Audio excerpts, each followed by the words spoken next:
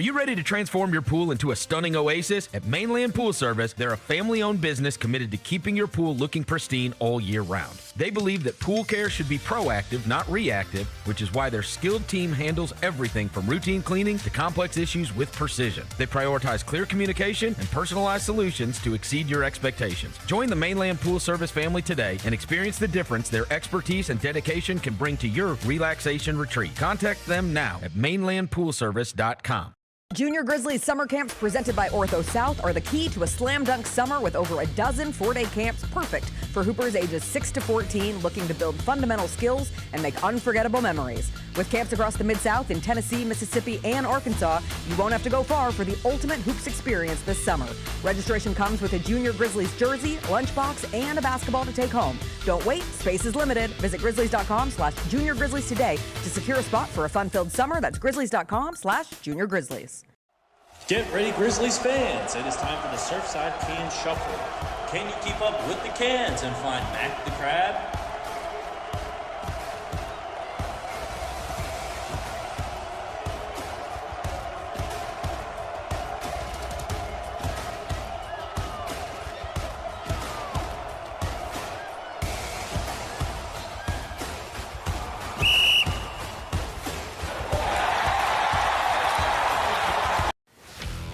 Let's face it, there's a lot of trash talk in basketball, but the great teams let their performance do the talking.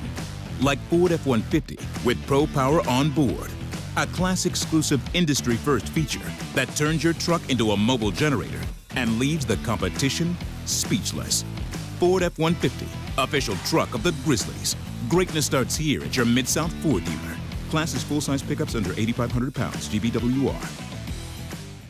Orthopedic injuries can be unpredictable, unforeseen, and unscheduled, and Ortho South understands this better than anyone. Since your injuries don't make appointments, you don't need to either. That's because Ortho South welcomes walk-ins during the weekdays, in the evenings, and even on Saturdays. So next time an unforeseen injury makes an unscheduled appearance in your life, visit orthosouth.org to find your nearest urgent care location. Just walk in, and Ortho South will take care of everything, especially you. Learn more at orthosouth.org. That's orthosouth at orthosouth.org.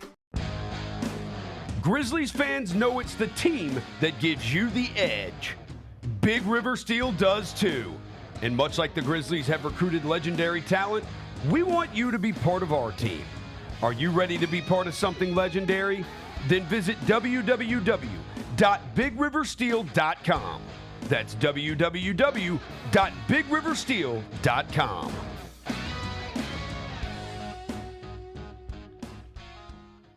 Kroger shoppers and Grizz fans. Want exclusive last-minute discounted ticket deals texted straight to you? Sign up with the new Kroger Buzzer Beater deal.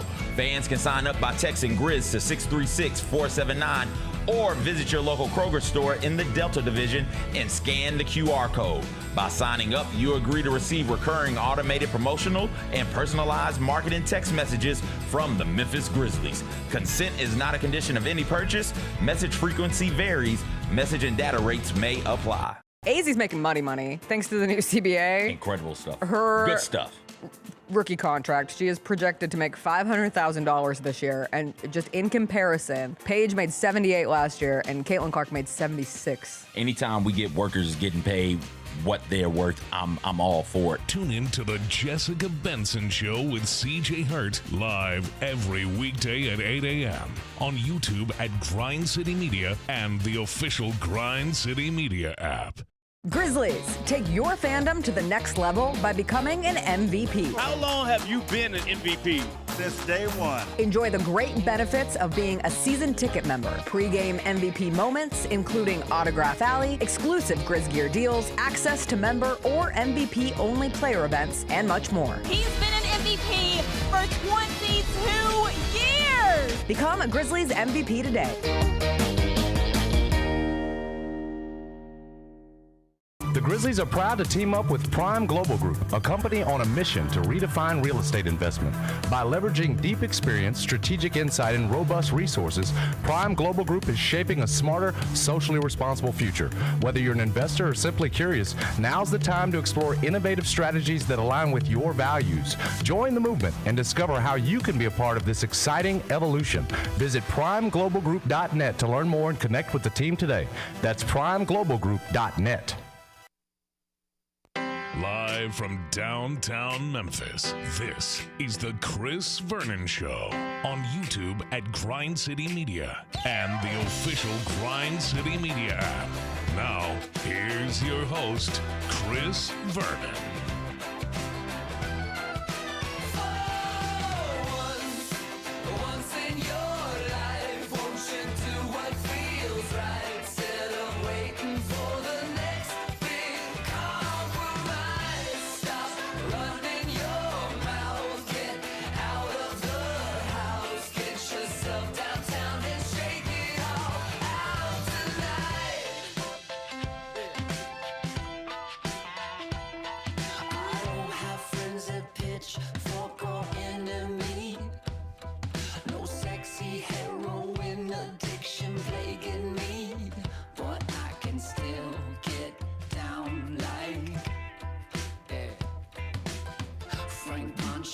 Here we go. It's noon on GrindCityMedia.com. It's Chris Vernon Show. Welcome. It's a Friday, May 8th, 2026 edition of the show. Today on the show, there were two more NBA playoff games last night. We will get to those, as well as what is going to be going on this weekend, including a monstrous moment for the local franchise as the draft lottery is going to take place before we speak again on Sunday. We will get to all that. We'll get to all the news and notes today. Gary Parrish from the Gary Parrish Show is going to join us as he does on Fridays. It is a Friday. It is beautiful outside. Smile. Let's do it. Turn it up.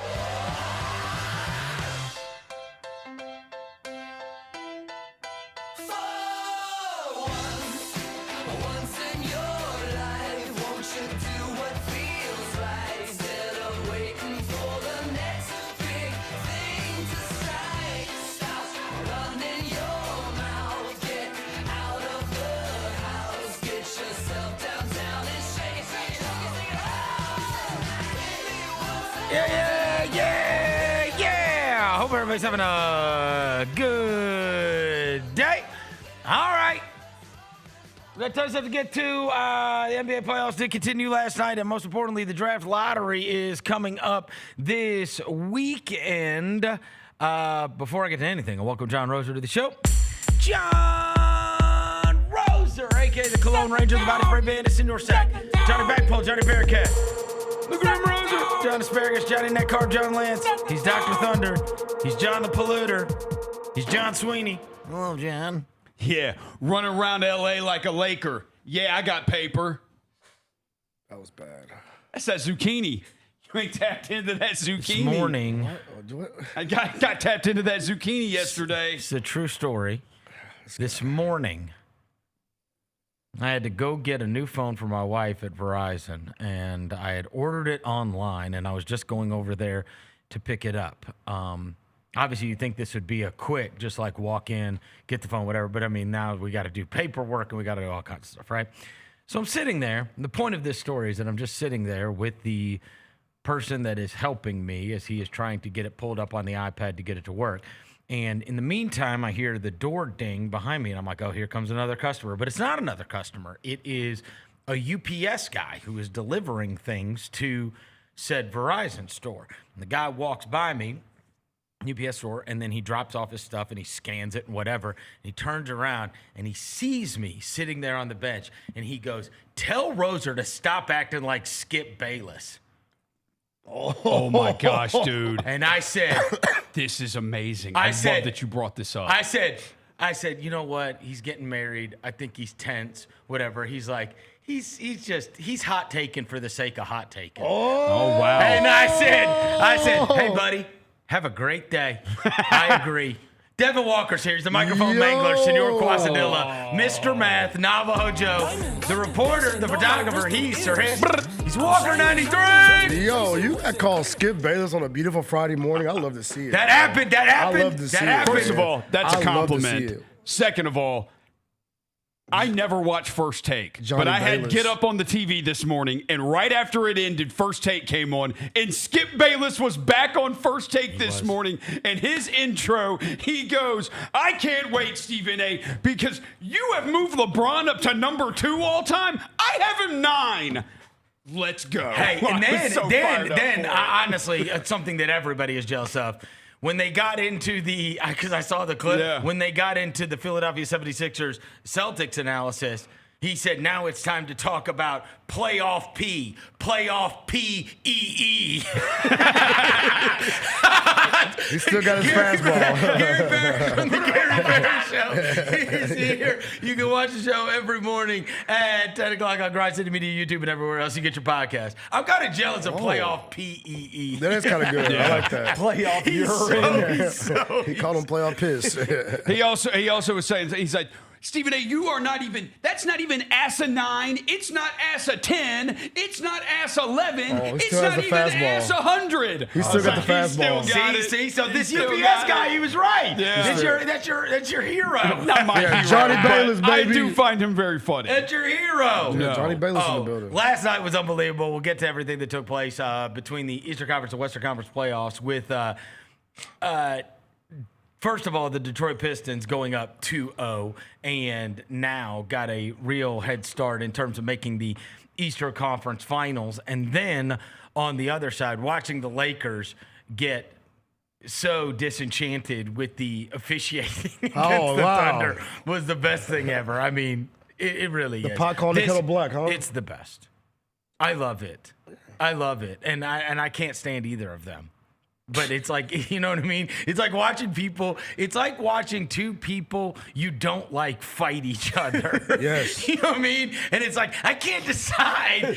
I mean, I just want them both to hate everything, and I want everybody to be miserable. And the crazy thing is, what I gather is every day you have stripped all possible good feelings from Oklahoma City because their team is beating the crap out of everybody, and the entire day, like we posted that clip the other day on Grind City Media, and you were tagged on it too. I mean, it just becomes this all-day affair, just fighting, of people fighting each other, and it's like these Oklahoma City fans, nobody is celebrating them the entire timeline. And so then they're now mad, right? They can't enjoy this. There's no way you enjoy getting up and defending yourself every day.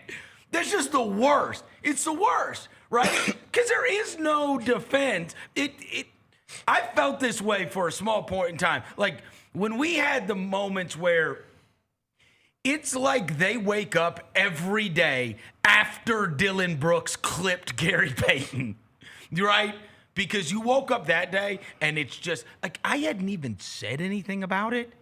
And it's just like, say something, you know, because that was the Warriors fans who are awful. Oh, yeah, they're awful top too. in the league. Yeah. They're awful too. Yeah. But now you have these like recently, what's the word? Recently entitled Oklahoma City fans that have a chip on their shoulder because everybody thinks their team is annoying. And then you have the old head Laker fans who are by far the worst. Like they are. And the idea that the Laker, like this morning I saw they posted the screen cap of the score in the third quarter and then like the run that Oklahoma City went on. And it's like, yeah, because they shot. This was a very close game. And then the refs gave Oklahoma City 14 free throws in the third quarter. That's what happened. You know what I mean? And it's like, oh, how the tables have turned. I know, right? Now how the tables have turned. You see the clip of also reason them talking to the refs after the game? Oh, my God. Oh, must be nice. I heard you talking about this play game. the video. It's so funny. It's amazing. It was like it's a meeting of the mind. It was like I am Austin Reeves. I am here on behalf of the Los Angeles Lakers. I am here on behalf of the Los Angeles Lakers. These are my friends, and we'd like to talk to you about the way the game is being officiated. Real Karen energy. Let's be clear. Real Karen energy, baby. Let's be clear. John Goble is awful, and that crew was abysmal. I'm not saying that Oklahoma City won because of the officiating. What I will say is, and because obviously we talked about this a lot when we recorded the mismatch, I always look, the thing that is impossible to do, but when it is achieved, reaps great benefits, is if you can keep your turnovers low against Oklahoma City, you can play with them, right? Like you're not at this extreme disadvantage if we're going to play basketball like that. But when a team gets almost a quarter of their points off of turnovers, and they are too good in space, and they are too good at, creating themselves extra possessions and grabbing offensive rebounds and then making you pay for those, then you're smoked. And when it got to halftime and the Lakers were up, they'd only turned the ball over 7 times. And then in that third quarter, by the end of the third quarter, I think the total was up to 16. I mean, they turned over 9 times. You can't survive, bro. Yeah. I know they might have gotten calls. I know they got whatever. That's the truth. And then they had 20 at the end, right? Yeah. I promise you, if that number's 14, you're in that game. It's so hard to do it, because then what inevitably ends up happening, and especially when it comes to the fourth quarter, is your team gets tired and they don't, because they're running 10 out there, and they're all good. Jared McCain, who didn't play in the last series, got 18. Jaylon Williams. 18 and 18. Yeah, he didn't play in the last series, bro. Yeah, Daryl Morey can go to hell for that. I mean, that's crazy. Yeah, just kind of gave them That's crazy.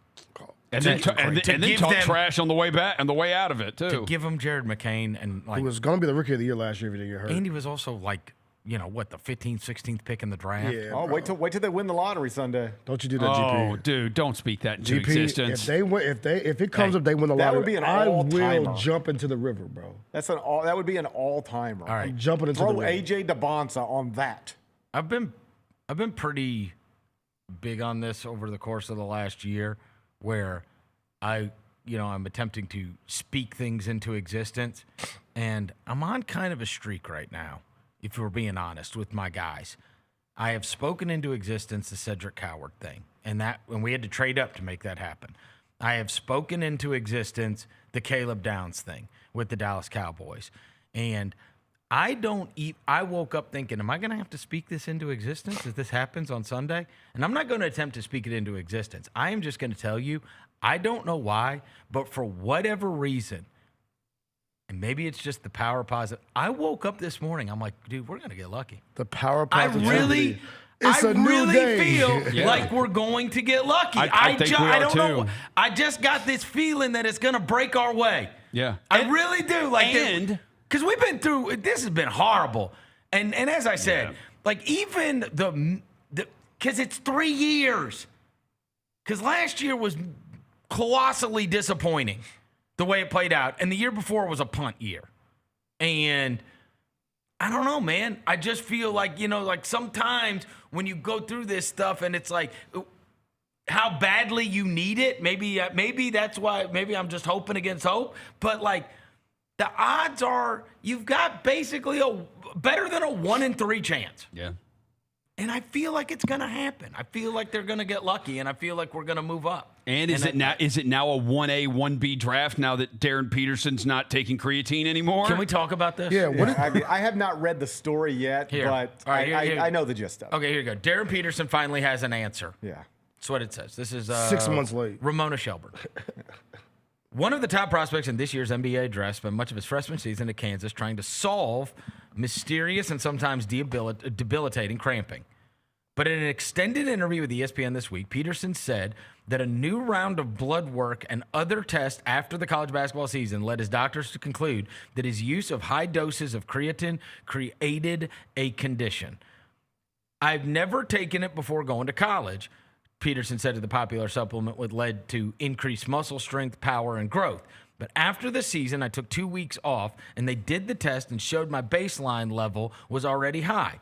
So they said when I dosed, a process of increasing dose over time to create maximum benefit at the beginning of taking a supplement, it must have been made the levels unsafe. So I will tell you, like I just recently had this, like one of these physicals that you have to do, and they did all the blood work for me too, and that is certainly one of those things that's on there, right? Like your creatine level is on that blood test, and what he is saying is, we did the blood work. I already have high creatine. Like, it actually does make some kind of sense, right? And also, if you were to look at the pictures of him at Kansas and the pictures of him at high school, there's no question he gained a lot of muscle, right? Like, that happened. Mm-hmm. He filled out and is much bigger. And it's not, sometimes you see these guys like, you see Jaren Jackson his rookie year and you see Jaren Jackson now. Bro, that was like 6 months removed. Right. Like, those high school videos are from like April, and by November he is jacked up. Great advertisement for creatine, by the way. I mean, is it though? If your heart messed up? So he said, well, no, it's not his heart. Well, he said heart, first his legs started cramping, then his stomach, arms, and hands. Eventually, his whole body was cramping. And then he says they were trying to IV him to get him hydrated, but I was cramping so hard they couldn't even get a vein. Okay. He said, I thought I was going to die on the training. That's what Jaylon's saying. Do you believe him, GP? Sure, I believe all that's true. I actually believe this. I also believe this. That doesn't explain, none of this is ever going to explain why you sat on a bench in the second half of games looking like you have no interest in trying to get back to the game. We've all seen what cramping looks like in basketball. Yeah. There's a trainer working on you. There's people talking to you. You're doing things. He would sit there and do nothing. None of this explains, even if it's true, why on Big Monday you're at Allen Fieldhouse, Arizona's undefeated, ranked number 1 in the country. You're not on this injury report. Your coach thinks you're playing. An hour before tip-off, you tell him you can't. Mm-hmm. After the game, Bill Self says, I thought he was playing. Cramping, creatine, got nothing to do with flu-like symptoms that made you think you don't want to play against the number 1 team in the country on national television. That is the thing that we can fix the cramping, I think. Yeah, and get you some Gatorade. But can we fix the mindset? Why didn't you want to play in that game? I told this story before. There was a morning a few years ago where I woke up and I subsequently found out I had a slipped disc in my back. I woke up, I couldn't get out of bed. Vernon and I had a tea time with 2 other buddies. I knew when I got out of bed, I still showed up at the golf course, played like 4 holes, and then was finally like, I got to go to Ortho South. Something's not right. But like, I didn't want to let my stupid friends down at a golf course on a Saturday or whatever. My stupid friends? So I just could never get that out of my head. That's crazy, bro. I could just in never. the year 2026? I'm with GP. Why was I willing to push myself? What are you talking about? I'm with you.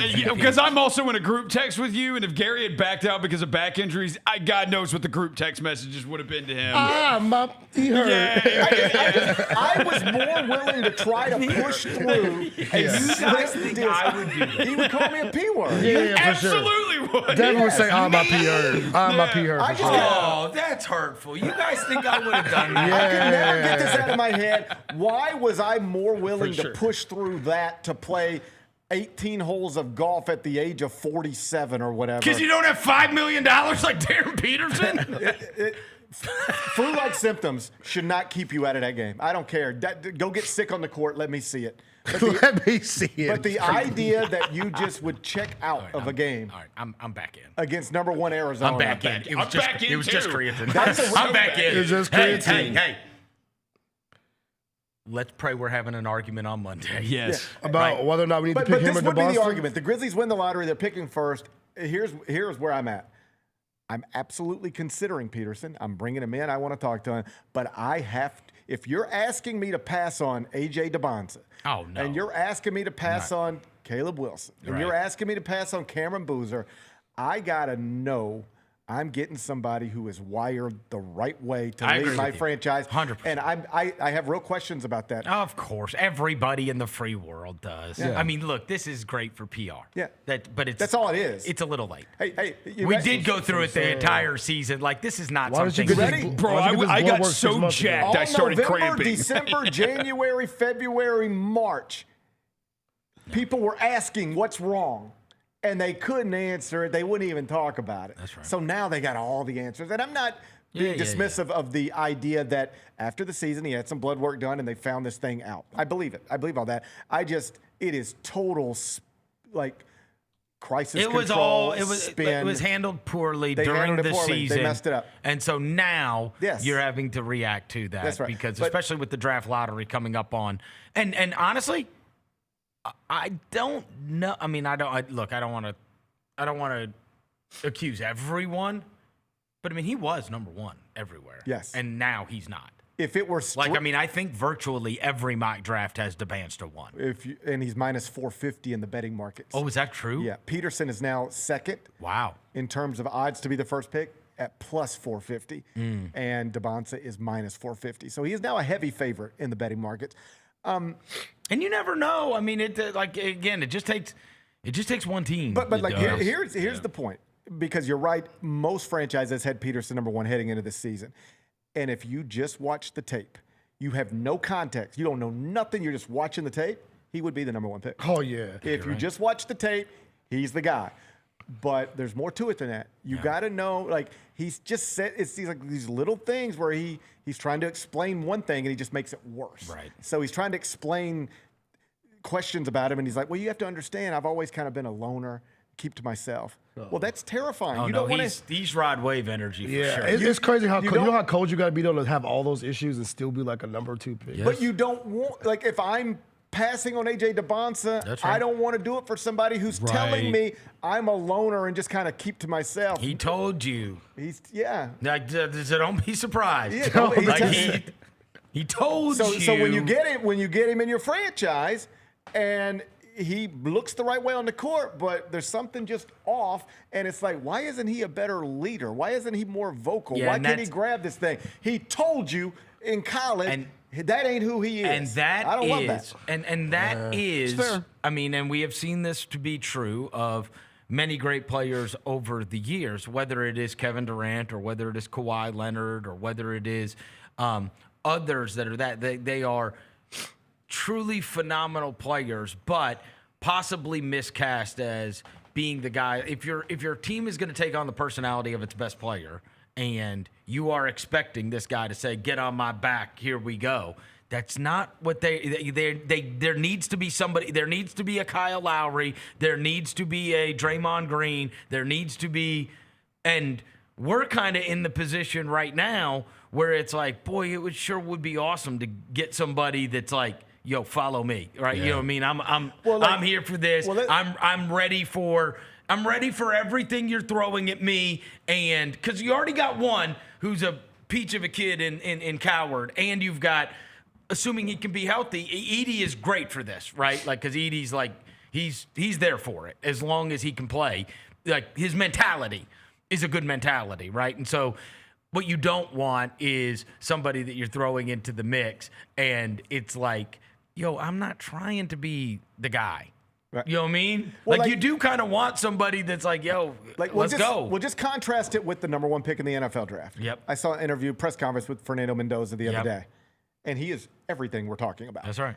And they asked him, I think Indiana's going to the White House maybe for that ceremony, and he's not going. And the reason he's not going, he said, was because we have a voluntary thing, you know. And he actually said, I just don't think that would be a good message to send my teammates. Mm-hmm. You know, I'm supposed to be. He didn't say this because he's too humble to say it, but he's like, he certainly the illustration was, I'm supposed to be the face of this thing. Yeah. How do I not show up? They need to see me here. They need to see, they need to see this matters to me more than going to the White House with my college teammates matters to me. He's sending messages to his future teammates already. Yeah.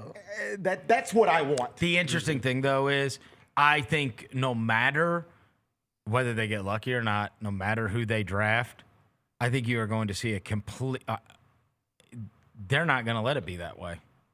Not anymore. Like, there's such a grand reaction to what happened with Morant that they're not gonna put it all on a 19 or 20-year-old's plate. Like, they're just gonna try to make him be part of the group in a way that, Morant was elevated, and Darryn prior to, right, where it was like these guys, like.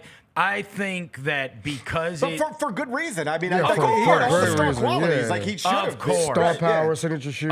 All of it. Of course. He was treated differently, and he should have been. Right. And now I think, though, but you could say the same thing is true if you were to get the number 1 pick and you could get A.J. DeBonsta. I just watch the way that is treated versus the way the Morant thing was treated, and you will see a massive recoil to the way it went down the first time, right? Where it's just going to be like, no, he's not the savior. He's part of something that we're building here and blah, blah, blah. Because, right, you look and you see, everybody, and I have a problem with that. I mean, I'm one of those that always looks at this stuff and goes, bro, be yourself rather than always trying to adopt best practices, right? Everybody always wanted to be San Antonio. Everybody always wanted to be Miami. Everybody always now they want to be Oklahoma City. And it's like, well, look at Oklahoma City. They don't have, Gilgeous-Alexander doesn't have his own commercials. When he does commercials with 3 different guys, right? Everything is team. And I'm not saying that there's anything wrong with that. Right. I'm just saying,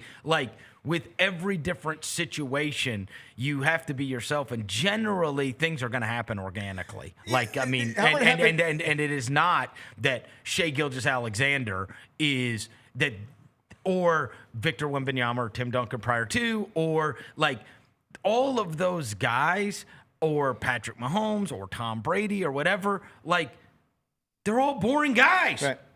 They are. They're all boring guys, right? Like, they don't have that je ne sais quoi, as they say, right? Like, he's not, They so got I mean, aura like that, bro. Yeah, right. And so it is different with them because that's the personality of their best players.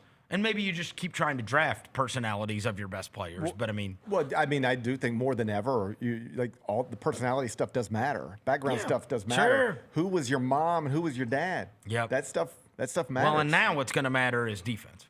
Yep. Make no mistake about it. Yep. Like, that's the lesson of these playoffs. The top 10 shooting teams, 3-point shooting teams in the NBA, of which the Grizzlies were in the mix, right? 3-pointer team. There's one left. One.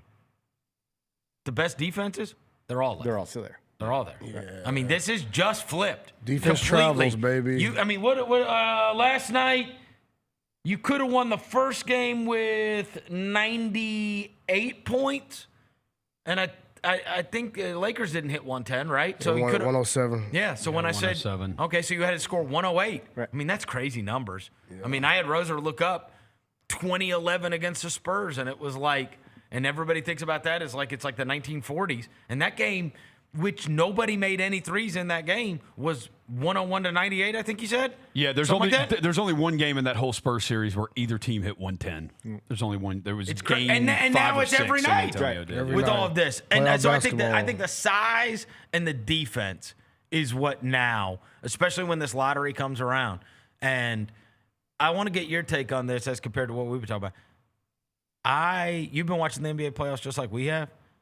I don't think there's any question that the guy that has improved his draft stock the most just by watching NBA playoff games is Wilson. I don't know how somebody can watch these NBA playoffs and go, that's not a guy that's going to, like, especially with the onus on defense and, like, motor, right? You got a bunch of tryhards, and you've got a bunch of guys that are long, athletic, and can defend. And it's like, geez, man. Like, that's what he is. He's a try-hard that can do everything. He's a super athletic try-hard. Yes. And so, like, and killer. Like, this goes back into mindset stuff. Right. Go back to North Carolina, Kansas game. Do you remember this? Yes. He's got his phone, and he's explaining to reporters, this is Caleb Wilson, that he changes his screensaver on his phone to motivate him every day. And they're like, oh, well, what do you have on your phone today? He said, Darryn Peterson. Then he went in the game and dropped 24. And they said, why Darryn Peterson? He said, I wanted it to be reminded of how when we were in the McDonald's game, he wouldn't pass the ball. But I don't need him to pass the ball to me tonight. and it's like okay, I want to ride with that guy. No, that is like KG going. Dirk called me the N-word, and then everybody's like, no, he didn't, and he just invented it. Yeah, or right. he's like, when Bobby Portis is like, I envisioned they slapped my mom. Yeah. You know, and it's like these guys, they just invent things. And it's one thing for them to say this and do that, but he went out there and went 9 for 11 from the field, 24.7 rebounds, 4 assists. That's what I'm saying. He made the point. He's like, you guys can keep saying this is a Peterson draft or this is a Devonson draft. These are his words. When I get on the court with him, I usually outplay him. Yeah, it's one thing to say it, but actually going out there and busting their ass is different. The other thing is guys like this, and much like what I was talking about those other two, whether it is Kevin Garnett, whether it's Bobby Portis or other guys, there is it's 50% just delusion that you have created in your mind, but that's what you have to have, right? I guarantee you, if you asked Darryn Peterson, he'd be like, what? Like, I didn't freeze him out. Like, I didn't even, what do you mean I froze him out? Like, I didn't, it's a McDonald's game. But this guy's that kid's nuts. a star. This guy's nuts. You bring up Kevin Garnett. Have you heard my Roy Hibbert, Kevin Garnett story? Yes. Listen to it. Roy Hibbert said his rookie year with the Pacers, they're playing, I think, Celtics at this point. KG's on the Celtics. Yeah. And he said KG's like under the basket, starting lineups, all that stuff. Like, games about to tip off. We've already done starting lineups, the whole deal. Yeah. And Roy's like, man, I looked up Kevin Garnett. And he's like, so I just wanted to go and he's like, I approached Kevin Garnett and I walked right up to him and I said, KG, I'm Roy Hibbert. I just wanted to tell you, I've been a fan for a long time, and it's a real honor to be on the court with you today. Yeah. He said, F you, shut up, you cupcake bitch. Get out of my face. Roy's like, what? What just happened? You cupcake bitch. Cupcake bitch. Shut the F up, you cupcake bitch. Stop talking to me. Yeah, KG built different, bro. But I mean, he built different. I don't know. Do you feel the same? I just watched. I watched Detroit last night, and I watched Oklahoma City, and I watched whatever, and I go, all right. In this age where I know that these guys are going to get picked apart because, that's what we do, right? The lottery's coming up on Sunday. We look at the top of the lottery, and we go, all right. And then you sit there and you go, man, is Boozer going to be able to defend guys when they pull them all the way from the basket? And is A-Cuff going to be too little? And is this going to be with him, it's the perimeter jump. He does not shoot it from out there, and that's it. Hey, you want to be a Hall of Famer, or you want to be really good? But to this point, all these dudes are talented.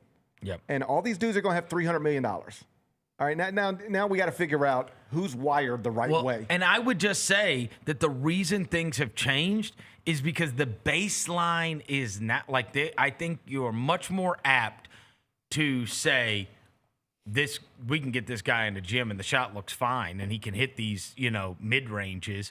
Okay. We've done the elbow stuff all day long. And he's not a bad free throw shooter. So we can get him shooting, but the baseline is at the absolute worst, this guy's going to be a plus defender. And what is happening now is the plus defenders are able to stay on the floor. And or the pit bulls are staying on the floor because they're the Cavs. Right. And the minus defenders are not. Right? I mean, look no further. The perfect embodiment of what has happened with the NBA was watching Pistons Cavs last night. 100%. What's better? Pit bulls and puppies, bro. Well, also, here's the team that theoretically should be the awesome offensive team. Yep. Right? They have 4.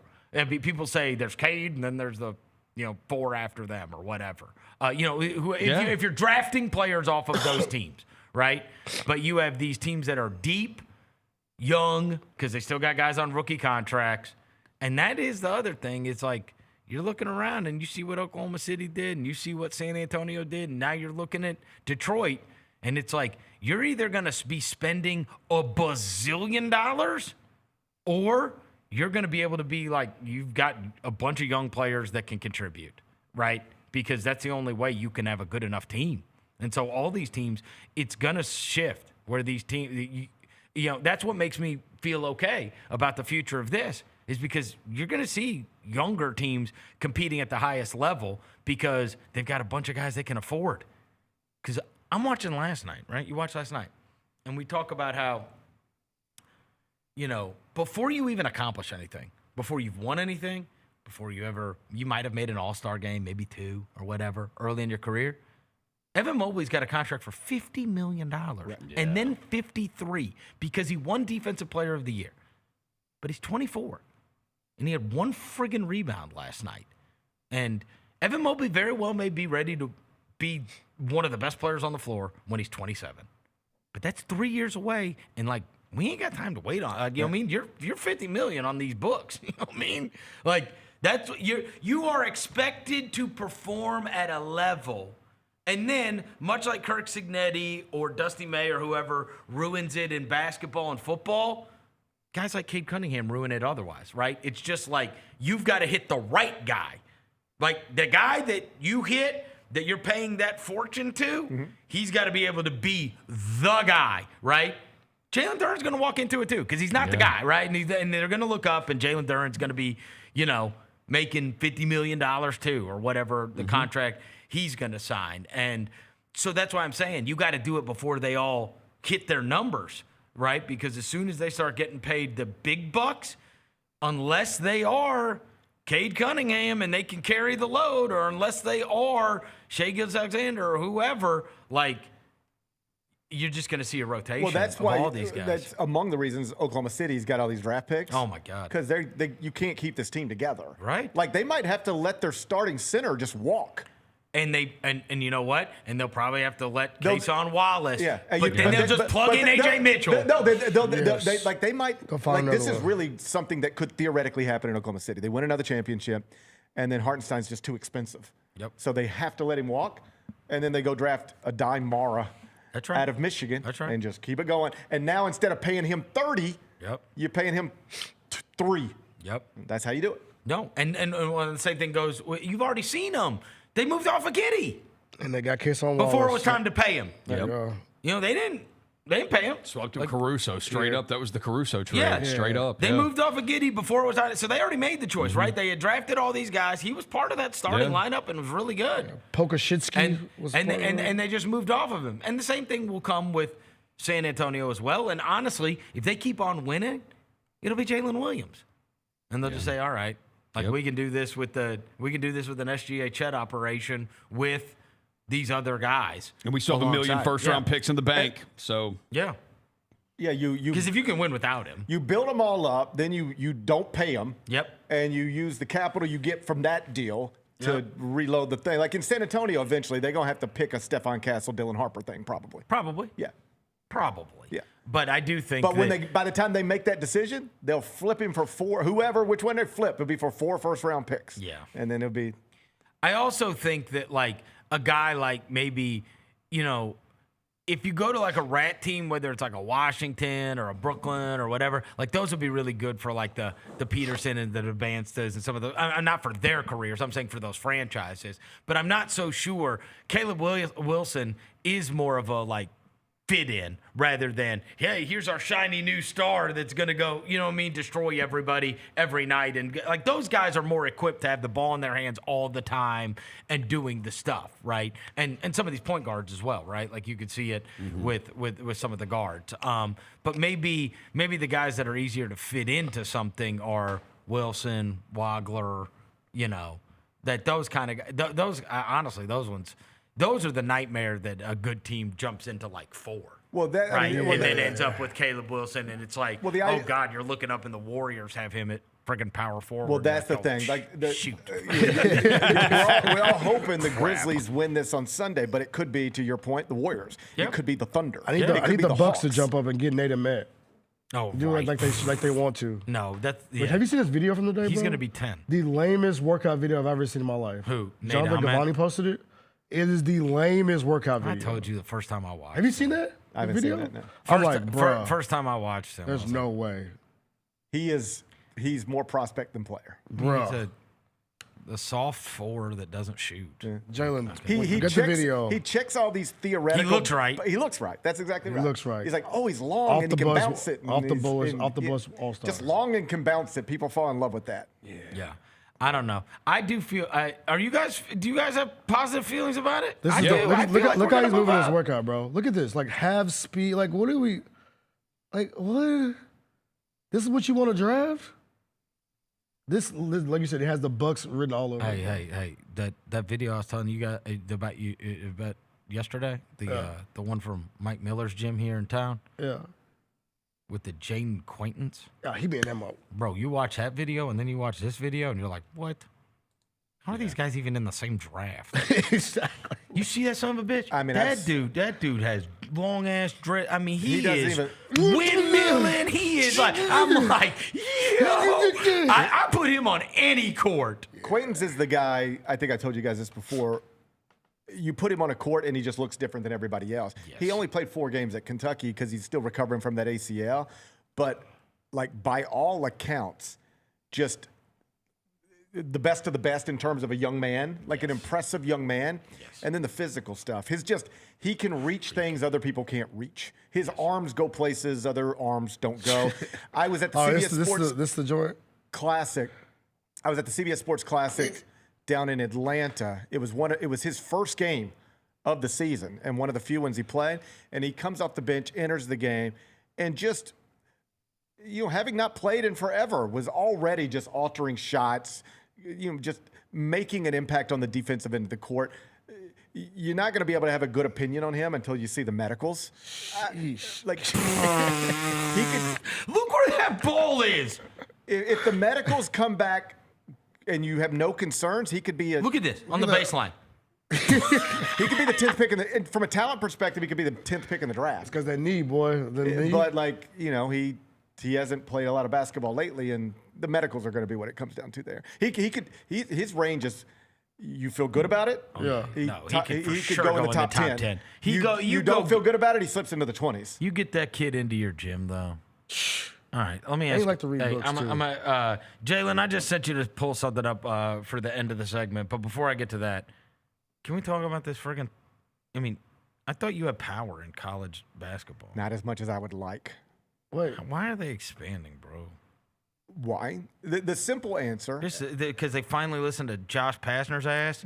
Josh Pastner used to do this all the time just so coaches wouldn't get fired, right? Because you get fired if you don't make the tournament. Now, if you don't make the tournament, you should get fired. Here's what. Right. It's so easy to make the tournament third of the now. sport. Here's what has happened in college athletics. If you're a fan of a SEC school, Big Ten school, not Michigan or Kentucky, but like in the Big Ten, Iowa, and in the SEC, Mississippi State. Like you're a middle of the pack, but you sort of know like it's going to be hard to make the NCAA tournament. But if we do our job well, we can do it. We can get there. That's the type of program you've run. Well, that's all fine, but then your league adds Texas and Oklahoma, and now that pushes wherever you were in this order. You've been pushed down 2 spots. Same thing in the Big Ten. Like wherever you were in this order, when Oregon comes in and UCLA comes in, it pushes you down spots. So these programs, fan bases are used to making the NCAA tournament. That is what we call the achievement.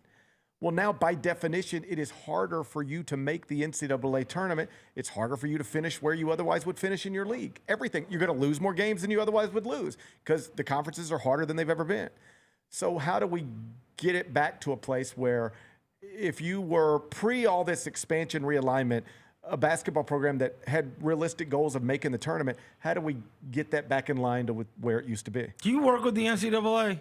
Not in any sort This of... is gross. We need you to tap in, bro. Like, you sound like you're making the case for them expanding. No, I'm literally answering the question of it's why. Awful. I'm telling you why they did it. That's all. I want to fight everybody. The reason they did it is...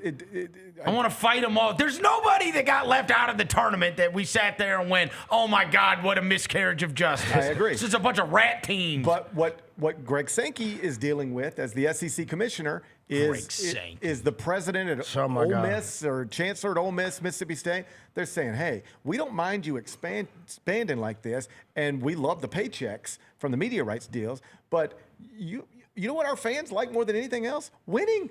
And you've made it by going and when you add Texas football to our conference, you just made winning football games harder for us. I also gave you friggin' $20 million. Okay. Shut up. Okay. So you know what I mean? Like, it's not like this was a zero sum. It wasn't like things just got harder. Like, things got harder, but you also now have friggin' indoor aquatic centers. So I was just at Mississippi State. I was just there last weekend.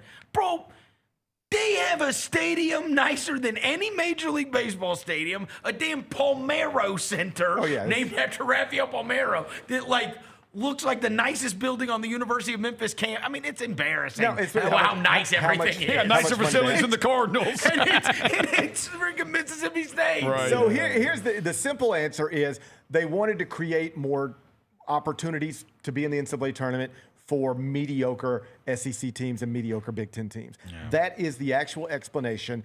They held off on it because it's A, wildly unpopular, and B, not clearly a money maker, but they got the television networks back to the table, and they're going to make more money doing it. So what are they doing now? How's this set up?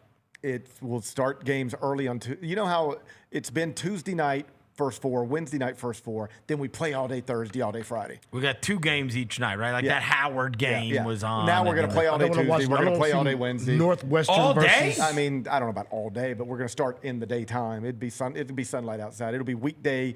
The NCAA tournament will start on Tuesday afternoon. Sounds like we're taking off. I know. When he was telling us this last week, I was like, maybe this isn't going to be something. We're going to watch Northwestern versus Texas A&M play basketball. But that's what it will be. It'll be the team that finished.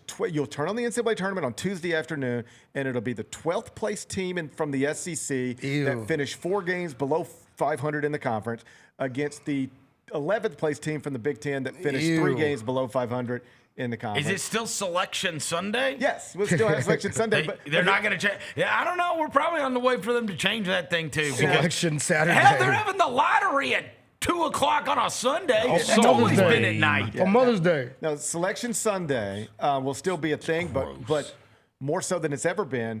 Like, there was a time where Greg Gumbel goes on TV. He says, and the 1 seed in the West is Memphis, and it will open against whatever. And then we're not even going to know. You won't even know who you're playing. Oh, that is not in every case. That's lame. But in a lot of cases. Finally? It'll be the most. Finally, you don't like something about this? The whole thing is lame. New media, new history, guys. Except you do get Tuesday and Wednesday day full of basketball again, though. Listen. I mean, we don't have to lie to each other. I work for CBS. CBS pays for this stuff. I see that hat. I see that hat. The hat says it. You're a company guy. No, I mean, No, you are. You're a company guy. But do I have wearing the hat? But I can also speak plainly. The corporate. Like, this is a net negative for the sport of college basketball. You are discounting the value of the regular season. You're putting more tables in a restaurant that we didn't need.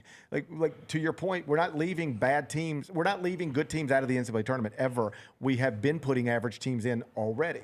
Now we'll just put in more average teams / bad ones. This is not a good thing for the sport.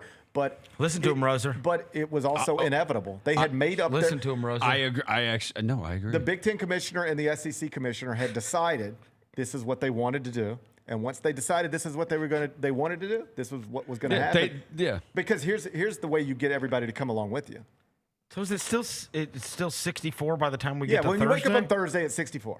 These other teams are going to balance it out. You got to fill out your bracket with all these. You got to fill out your bracket on Monday. When you get to Thursday, it'll be exactly as it was. But getting to Thursday is going to be. There's more teams to get wrong about, man. Going to be very, very different. Did they basically just decide that we are a 1-month sport pretty much, and instead of leaning into trying to figure out how people care about the rest, because no matter what, there's still going to be NFL season going on. The NBA and college football doesn't wrap up till January. We're just going to lean into being this more. Much simpler than that. They just want. Greg Sankey wants 14 of his teams in the NCAA tournament, and the Big Ten they want 13 of theirs. For the love of money, that's the motivation. It is to try. How do I get Stephen Pearl and Auburn into that bracket? That's what they want. Anything else is. They did it for Stephen Pearl. Anything else is just something that is happening. But the motivation is I want more of my teams in the NCAA tournament.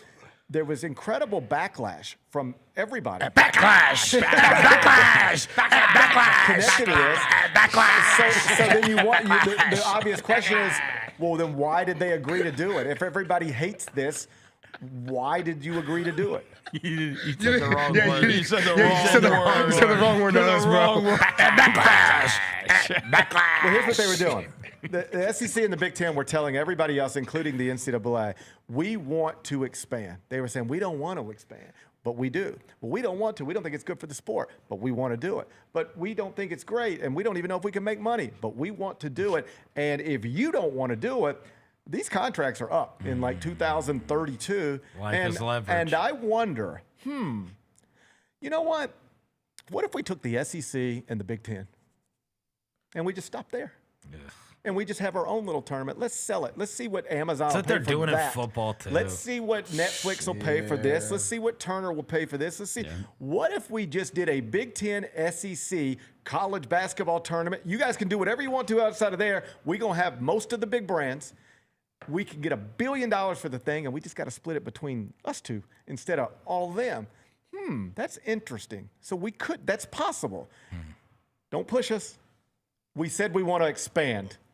If you expand, we'll keep playing with you. Dang. But you try to act like you the ones with the power. Put their wiener on the table. That's what's happening. Go ahead and do something about it. If we want to expand, we know you don't want to. But if you don't do what we want, we can take our ball and go home, and good luck. It's absolutely going to happen in football one day. Life is leverage. All right, this is job security for coaches. You think that it's going to be because now you can be the 75th team and be put that on your resume that I made the tournament. I think fans are smarter than that, and so this will be a real thing. Yeah, you will wake up, the first day of March. Yeah, and there will be a power conference team who's projected on the right side of the bubble. It's like, man, if the tournament started today, they're in it. And their own fans are going to be on a message board somewhere mad as hell. And then their AD. Because they're also made it impossible to travel to all this. They have. It's a lot. It's impossible. Yeah, it's a lot. Like if you're, we lived in a time where like there was a Bank of Bartlett charter that would take Memphis fans to the games wherever it was. Or me and Roser drove to Tulsa, Oklahoma, and Columbus, Ohio, and all these different sites, whatever. I mean, what are you supposed to do if your team's playing on Tuesday and then you're back? Then you're freaking in Anaheim this is why they're on about Thursday, to kill conference championship games in football. Yeah. Because once upon a time, you can't travel all of it. Yeah. Fans have decided I'm not going to the Big Ten championship game because if I'm an Ohio State fan, I'm going to the playoffs. And that could be a quarterfinal, a semifinal, and a championship game. You know what I think? So I'm not going to spend money on the Big Ten championship game. That's why they'll come up with a million different reasons why they're about to get rid of championship games. Yeah. The main one is because they no longer hold a meaningful place in the sport, and fans are clocked out on it. When you were talking about how important it is to the big conferences too, I 100% believe, because Joy, who works down the hall, was a huge Indiana fan, and she traveled and went to all of those along the way, right? Because they went from Pasadena, and then the next round was like Miami and whatever. I will forever believe that the onus for what Greg Sankey was talking about last week, which was playing these games at home or getting to choose where you are going, getting to choose where you are going, therefore hopefully getting a more convenient locale. I 100% believe that's because Indiana took over the Rose Bowl against Alabama, because Alabama fans are like, well, just wait, right? We'll go and we do this every other year. So, I mean, we'll meet you in Miami, right? And they looked up, and it's like 90-10 in the road. It's all Indiana. And then Indiana took over Miami, too. I mean, like, it was like, I really think these schools looked up, and they're like, bro, this can't be. But that was like a once. It was. That was like you've been. But never in a million years would you have thought you're playing Alabama in a bowl game and the whole stadium is the other team. It was like a totally different level. But, like, do you remember when Memphis went to the New Orleans Bowl? Yes. And it was the first bowl game for the program in, like, a billion years? And it felt like everybody was just like, Memphis is in a bowl game. This is crazy. I got to go. And there's New Orleans, too, is close. That's what this was for Indiana football. Like, if you went to school at Indiana. Once in a lifetime. It was like, this is crazy. Yeah. I got to be there for that. Because I wonder how this year is. Like, they're still going to show up for the team, but I wonder if the same situation. Are they going to go to every single national champion team? Yes. No, I'm saying like the tournament. No, he's gotten that thing cracking. Yeah. I mean, they care about that so much. All right, one last thing before I get you out of here. So I saw this post this morning. This is crazy. Ron Holland was obviously playing for Detroit last night. Look at this 2023 high school class that they put up, right? So this is the 2023 high school player rankings. At number 108 is Colin Murray Broyles, who we just saw playing for the Toronto Raptors. 91 is Bub Carrington, who plays for the Washington Wizards. 79 is Reed Shepard, who was the third pick in the draft. He still looks like that, too. He does still look like that. Yves Missy is going to have a long NBA career. He was 40 when he was 18. He was 42 in the rankings. Mikey Williams, Lord. 39. This guy. And he's like, I mean, he's not It's even over going to be. for him. Is that his what, eighth it's school? over. It's over for him, right? Bronny James was 28. That was wrong. I know, but we know. Keep going. A.J. Johnson, who is he gone? The Bucks drafted him right, and they traded him right away. I think he's a wizard, bro. He is? I think he's a wizard. He's a Mav. A Mav. Oh, wow. A.J. Johnson. Rob Dillingham is 21. Rob with the shifts. He was a wizard. He's He a was Mav a wizard? now. He Okay. was a wizard. There you go. How about that one? Adamar. Mara. How about that? I couldn't believe this when I was scrolling through. I was like, what? He was number 1 in the state? He was a 15th ranked player. And now he's gonna be a lottery pick. So that tracks then that he would be Right? a good NBA It player. makes sense, like yeah. when you Well, and then you're going to look at the rest of these, and Makes there's sense. McCain, Yeah, he was right, cold who as obviously hell. just went off last night. Stephon Castle is Super number 9. cold. God, he's awesome. Jacoby Walter was for playing the big Raptors. minutes for the Raptors. Yeah, he started. I didn't realize he was a top 10 high school guy. Modest Buzelis. Cold. He could play. Big time high Cold. school guy, right? DJ Wagner, where's he going next year? Maryland. Yeah. Maryland? He has not. It just hasn't popped. No, for it him. hadn't. Little guard. Oh, man. Cody Williams, number 4. Nate Ament as hell. Who is still in Utah. Justin Edwards is getting minutes on a playoff team. Yeah, And he's a two-way also, isn't he? Isn't that crazy? Sixers, yeah. I did not know he was a top He gets 5 player in minutes. the nation. He's a top 5 player in the country. What Justin happened? Edwards. What had happened to him? Huh? At Kentucky, he just wasn't good his freshman year. He just didn't have a good I don't remember year. anything specific. Yeah. Yeah, but he was. I remember him being a massive recruiter. Isaiah Collier's obviously with the Jazz. Let me see, bro. And then the number 1 player was Ron Holland. He averaged 8 points a game, bro. Yeah, in UK. At Kentucky. Yeah, he just didn't have a Justin good freshman Edwards. year. 8 He's the points. number 3 player in the country. But it was so crazy to see all those names. They're all NBA guys. And then just you've got this weird instance where it's like Mara is everybody's favorite right now. And it's like, good grief, all those guys have been in the league. So what's wild is you could have seen it coming out of high school. Yeah. And you can see it now. But after his 1 year at UCLA, you didn't. Really people crazy, were not huh? talking about him like that. I didn't realize I thought he was like a guy that came out of nowhere. Like, not nowhere, but you know. No. I certainly didn't know he was a American high school basketball player that was super highly regarded. Yeah. I mean, so, you know what I he mean? plays like it now that you said it. He plays like a high level. It's kind of wild, right? Because he's Spain, Yes. right? Yeah. I don't know the whole story. Let me see here. But What does it say? Where was he from? Zaragoza, Spain. No. Where did he play high school? Let's see. Was he ranked as a high school player out of Spain? I think that was out of Spain, yeah. Or did he play in America at all? He played Like the way Buzelis played in Kansas. Casamont Zagra High School, yes, in Spain, bro. Okay.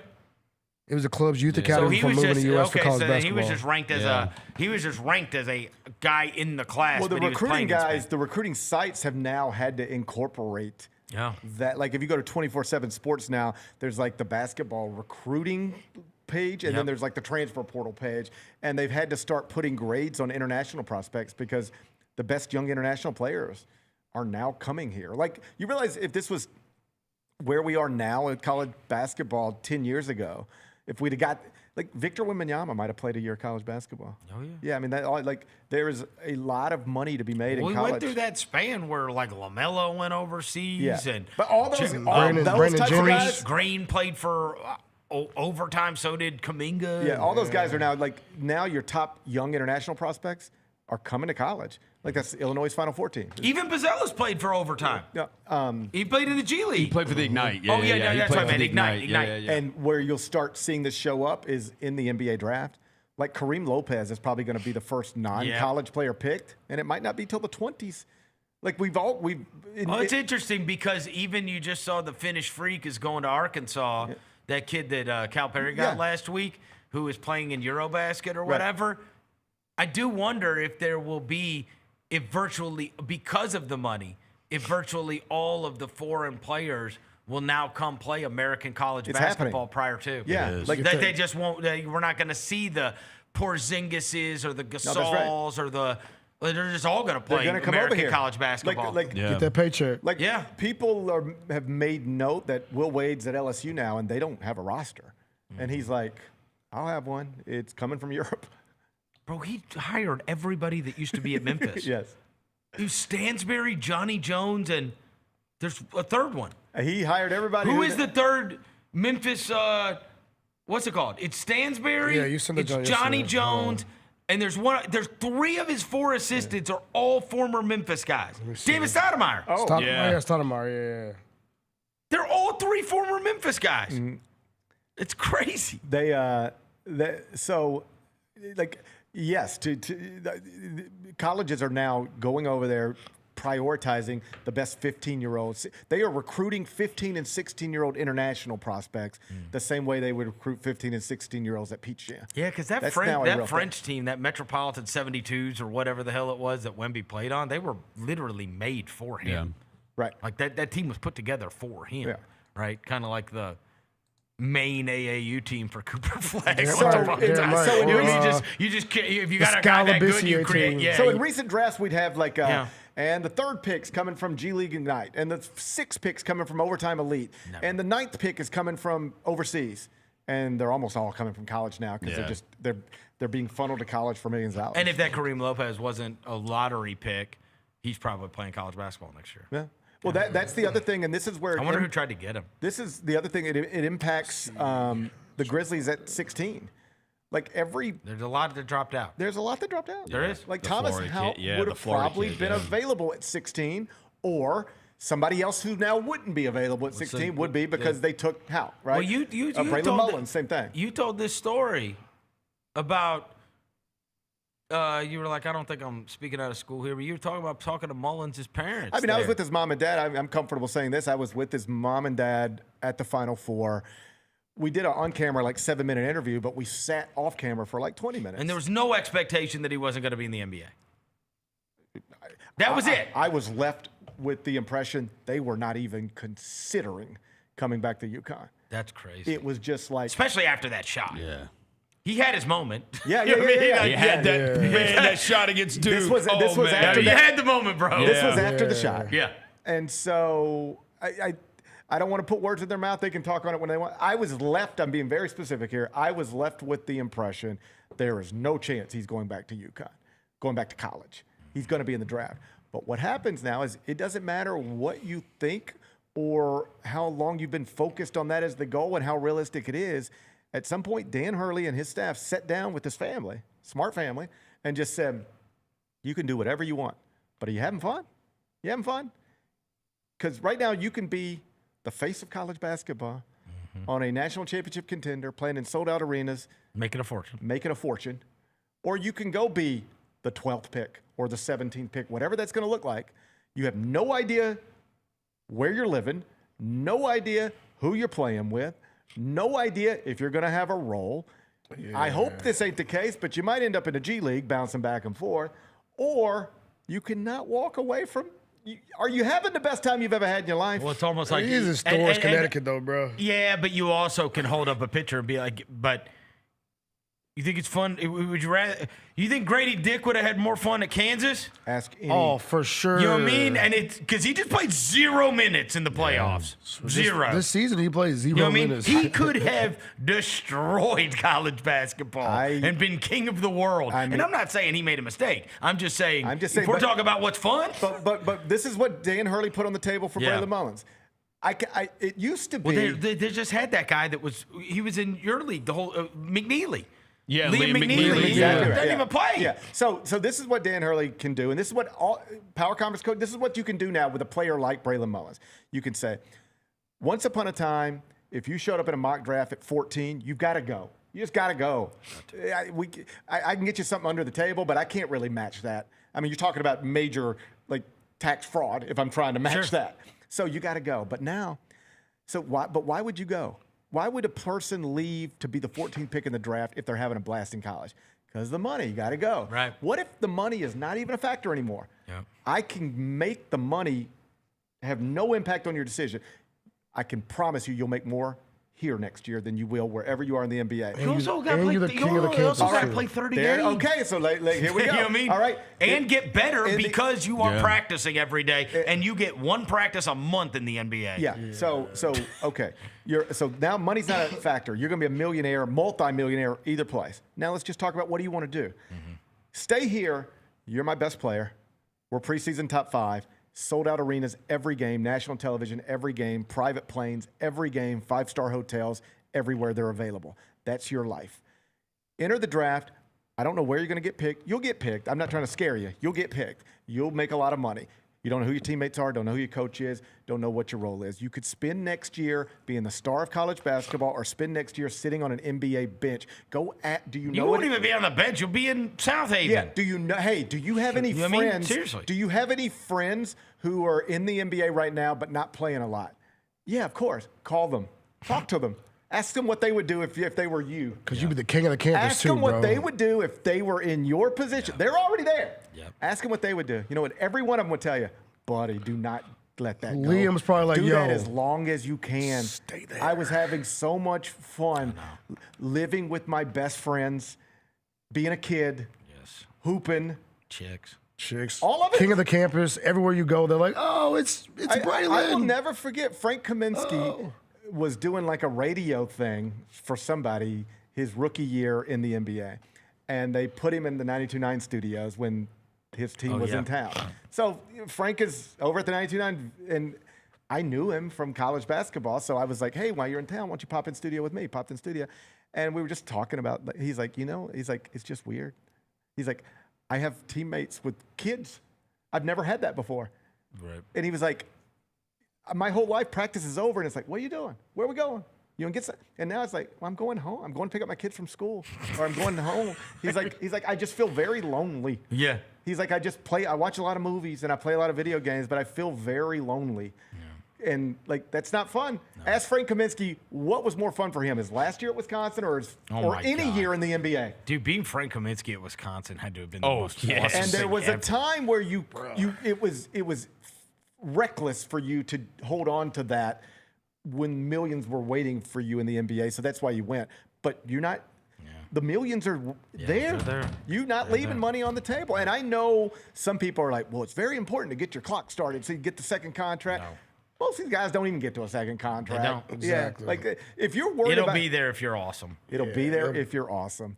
It'll be there if you're awesome. It won't if you're not. But guess what, though? Either way, I still got my millions. It also hurts if you go in and you're not getting to play, right? You can't stunt your development in a way where, like, I'm just not getting on the court.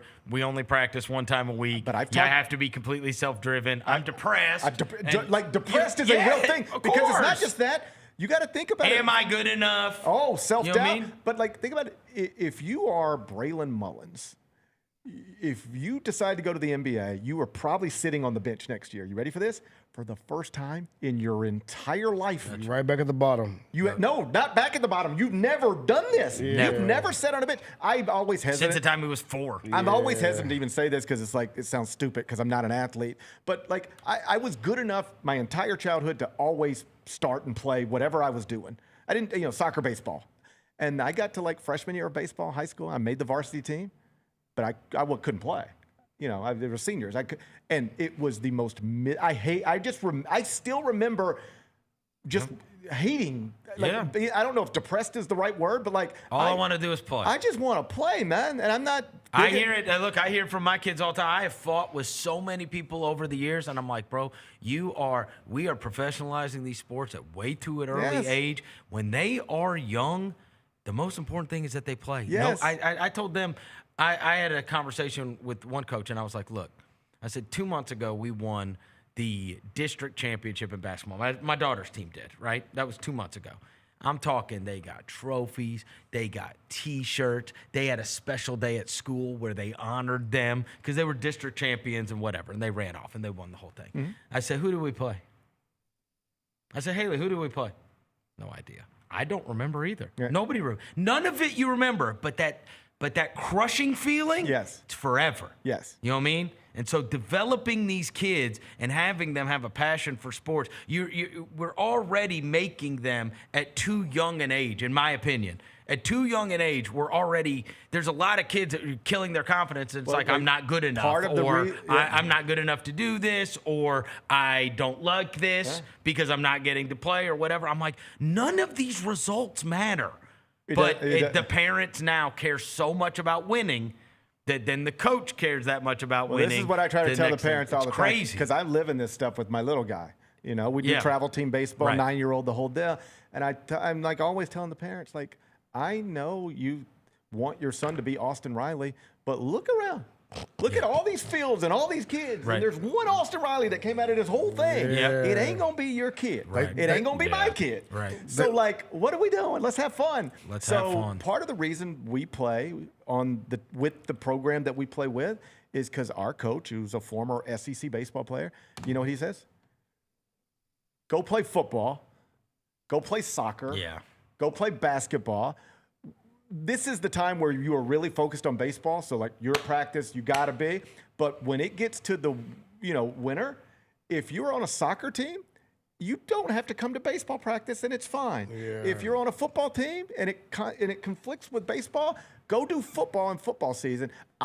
He says, I don't want you or my own kids playing one sport 12 months a year. You also burn out. You will burn out too. Burn out quick. He's like, I pitch in the SEC, and I don't ever really remember throwing a baseball in the winter. Remember, I don't know if I told you this, so you can do it. I told these guys about 2 years ago, we did this bid in Vegas, and Rajat Bell hosts a podcast on the Ringer as well. And we were out to dinner one night, and he was telling me about his kids and everything. And he's got his second kid is outstanding basketball player, right? And then he starts telling me about his older one, and he's like, yeah, we just went on this recruiting trip to, we went to Auburn, and we went to Penn State, and we went to whatever. And I was like, huh? I was like, for basketball? He's like, no, he plays football. Yeah. And I was like, what? And he's like, he plays football. And I was like, he doesn't hoop? He goes, he used to. I burned him out. Yeah. He goes, we were traveling around the country in 4th and 5th grade doing all the tournaments I coach him. He goes, he only plays for school now. I was like, is he awesome? He's like, he is awesome. Okay. And he goes, but he's the #1 quarterback in the country because he loves football. He's Arch Manning's replacement now at Texas. Yeah. But he's like, I learned all those lessons. And the second one, he loves basketball because we don't do all that stuff anymore. He goes, but the first one, he goes, it was just everything. His whole life was basketball, and he burned out. He goes, football was like the thing he did for fun. Like, that's what became fun. Like, basketball wasn't fun to him anymore. It was too much pressure. It was too much rankings. It was too much everything. And so he just stopped playing basketball. Now, it turns out the kid is the best quarterback in the country. So that worked out. Natural athlete. But Raja's like, I never played football. I know nothing about football. You know what I mean? Here's the other thing. But that's what he loves. The other thing you'll find out about kids, if you really have a desire or goal, dream of your child becoming this special type of athlete, just know that if they're capable of doing that, it ain't going to be because you got them an extra pitching lesson on a Wednesday afternoon. There are humans who are just. That's it. You could practice baseball every day, 12 months a year, and this dude could play 3 months a year. And we just did a story about the guy drafted from Nigeria that has never played football. Never played football. It's like, imagine little Johnny has been working with the Doing drills. They just found this guy in friggin' Nigeria. Yeah. But he's never even played football. It's like, you'll never look like him. Well, that's the thing. I mean, football is a sport where you can actually, they can just be like, you look that way, we're going to teach you this sport. How many basketball guys do they say he's only been playing for 4 years? To beat. He's only been playing for 4 years. Well, the guy from VCU played at VCU and then got drafted as a tight end with the Colts. Mo Alley Cox. Like, I've told this story 1,000 times, but I was at a VCU practice when Shaka was the coach, Mo Alley Cox was on the team, and I sat in that practice facility next to, you ready for this? A scout from, at the time, the Washington Redskins. That's crazy. And they were there to see Mo Alley Cox, who had not played football. And when he walked in the gym, I'm just sitting there. I thought this was fascinating. And he's like, He's like, yeah, he used to play football, but hasn't played in a while. But I just want to get my eyes on him. And he walked in, and I said, what do you think? He goes, well, that's what they look like. Right. So far, so good. Yeah. And it's like, you cannot take a 20-year-old who hasn't played baseball and teach him how to play baseball. There's too much skill involved. But you can take a 20-year-old physical specimen.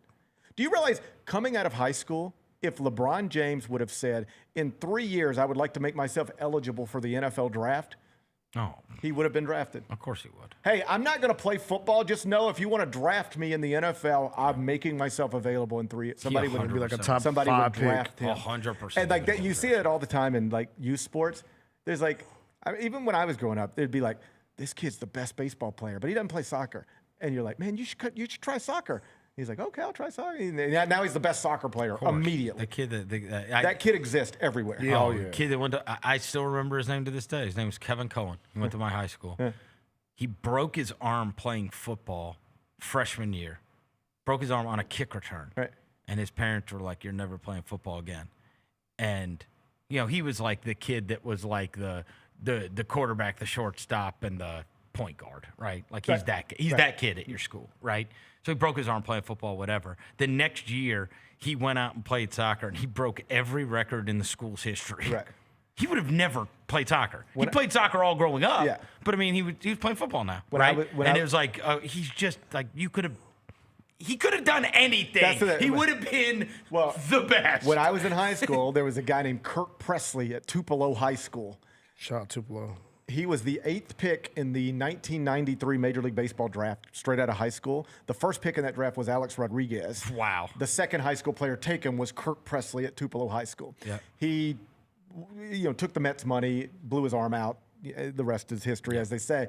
But in high school, he was the #1 baseball prospect in the state of Mississippi and the #1 football prospect in the state of Mississippi. He was signed to Mississippi State. He was going to be you ready? He was the best pitcher in the state, the best hitter in the state, and the best quarterback in the state. And it wasn't because he did all of these things 24 hours a day, 12 months a year.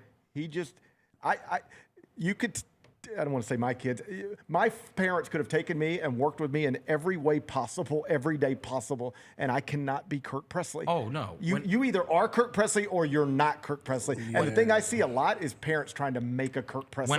You can make your average kid pretty good, really good. But you can't turn somebody who ain't got it into something when like I went that. When I went out to Arizona and I played golf with Brent Rooker, the guys that we got placed with, they started asking him about high school and whatever. They're like, so did you play other sports and whatever? And he starts telling the stories. I didn't even know. Obviously. He was probably awesome at a bunch of stuff. Bro, he played in 4 state championship games. Right. Yeah. He was the quarterback, the point guard, and the shortstop. You know what I mean? He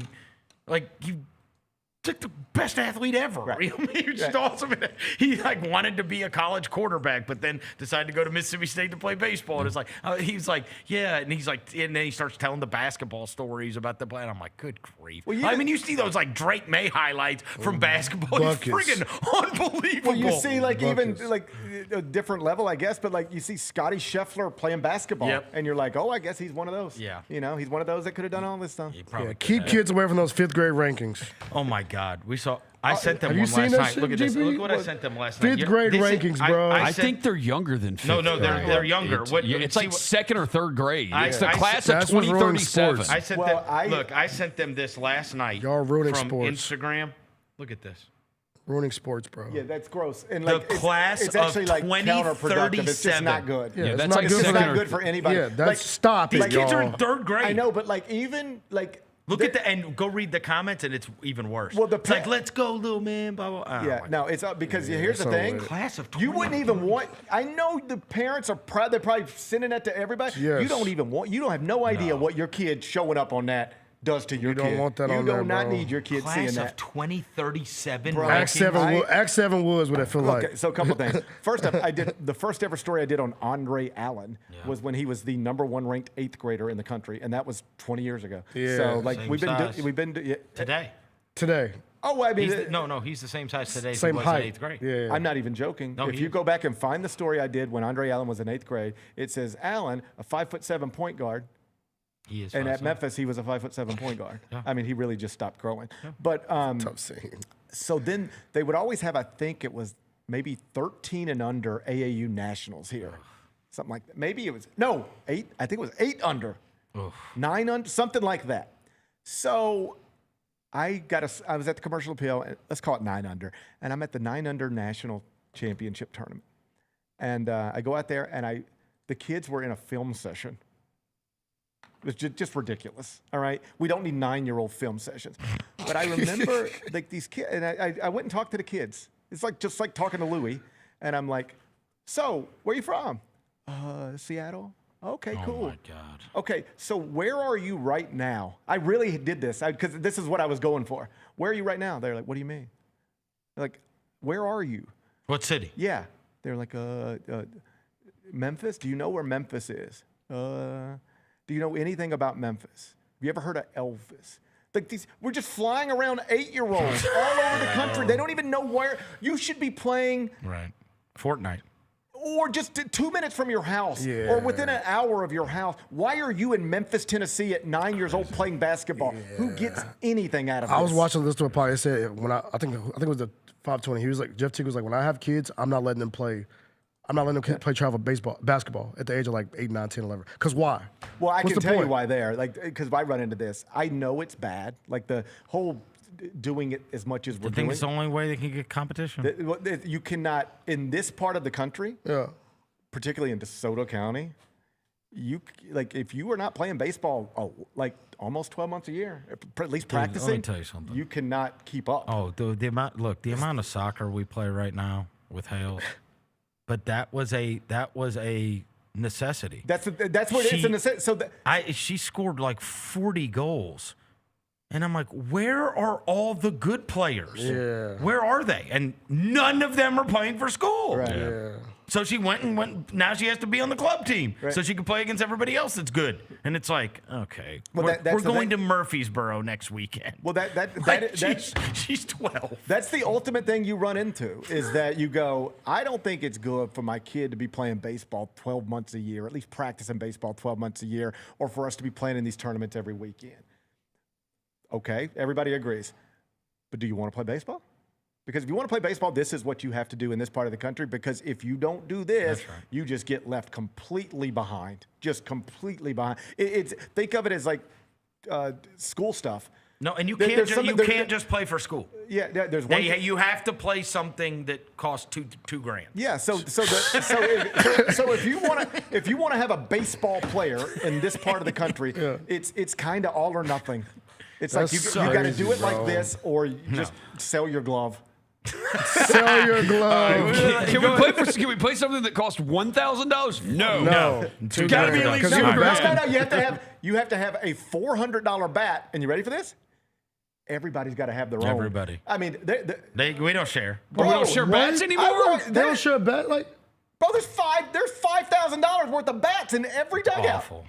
Awful. $5,000 worth of bats sitting in every dugout. Bro, back when I was a kid, we was let me get that. Is Mizuno still crushing it with the bats?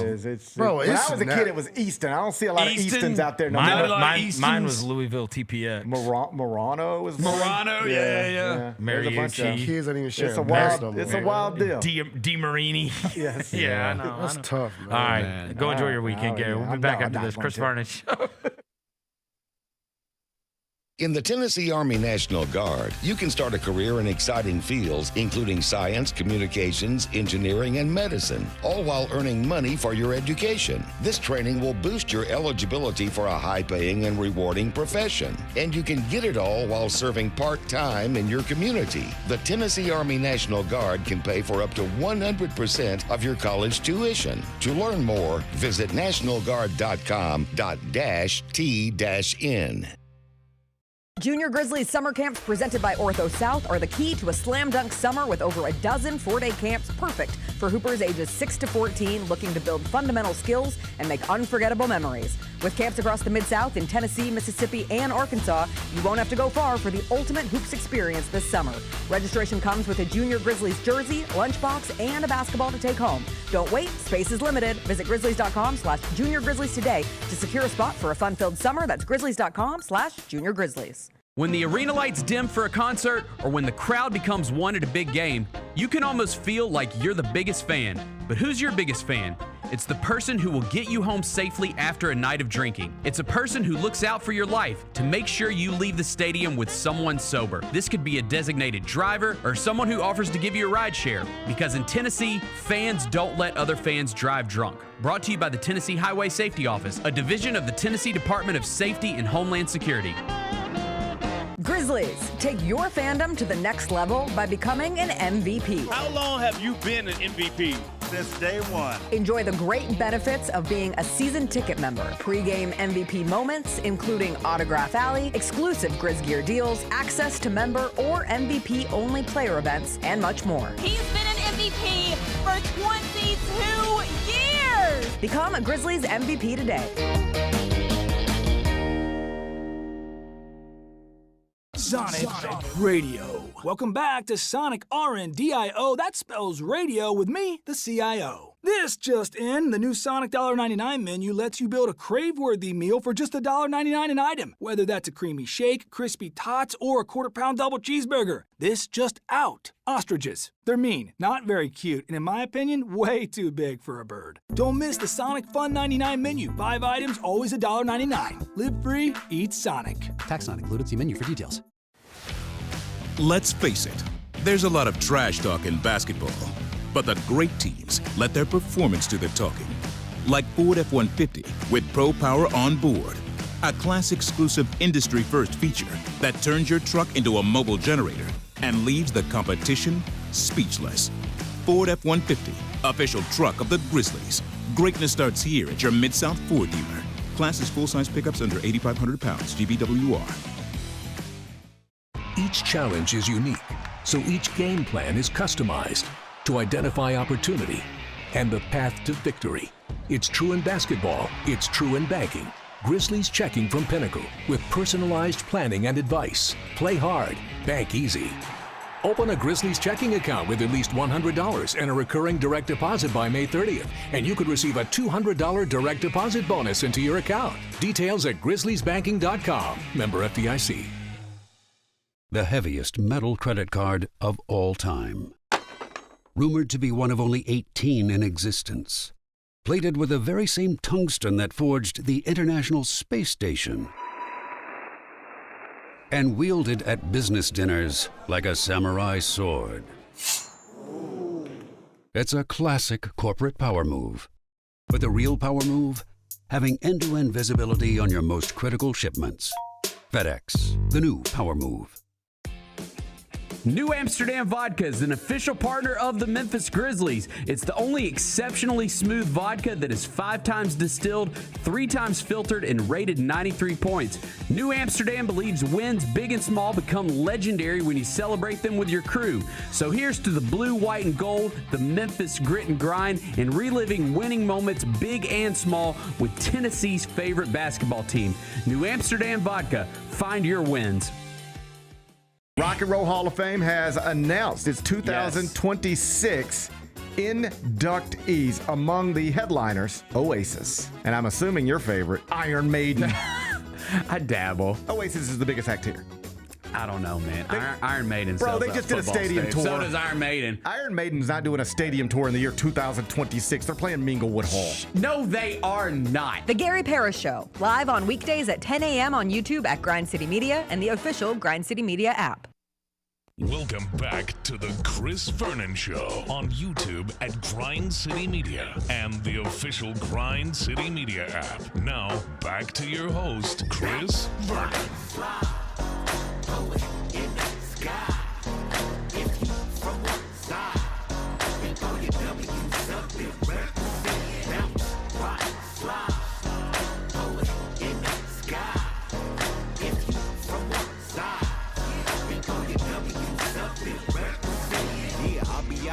With the G's and the homies, OG fresh. All right, we're back. Chris Vernon Show. We're going to give you 5 things for the upcoming weekend, brought to you by the National Guard. Your Tennessee Army National Guard has been serving the volunteer state and our nation with pride since 1636.